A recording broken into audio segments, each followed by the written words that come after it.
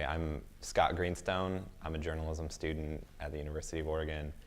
Through the Snowden internship program, I interned at the News Review in Roseburg this summer, and I had just kind of started classes when the shooting happened. So it was really fresh from that experience. I work for the student newspaper, so we were planning out covers for the student newspaper, and I remember looking at Twitter. I have some of the mobile notifications on there, and I saw, something about a shooting at UCC, and it didn't really dawn on me what a big deal it was. I definitely looked at it and I was like, whoa, and I said to my friend, there's been a shooting at UCC, like someone has a gun on UCC's campus, and he said, has anyone been shot? And I said, I'm not sure.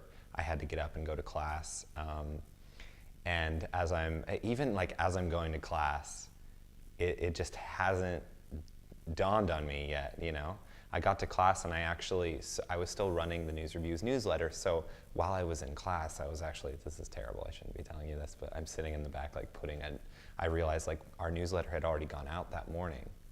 So I was putting together another sort of a blast, and I put that out during class. And as I was putting it together, and as I was putting the headline, at that point, the headline actually said more than 10 dead. And as I'm typing that out, I just realized, whoa, this is national news. This is a huge deal. And after class, I called the publisher.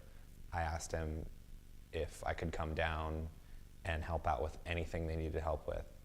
And I jumped in the car and I made the 1-hour drive back to Roseburg.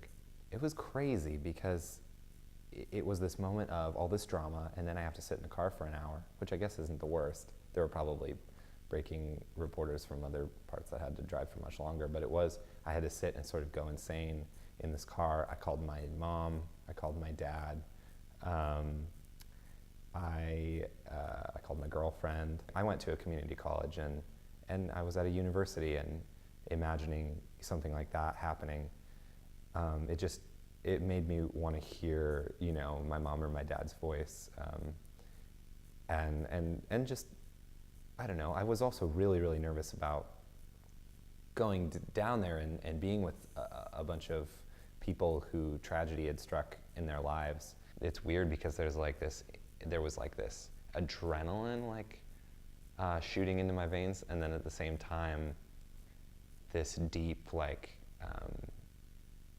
disgust with what had happened. So my body is telling me I should be excited, and my brain is telling me whoa, this is horrible.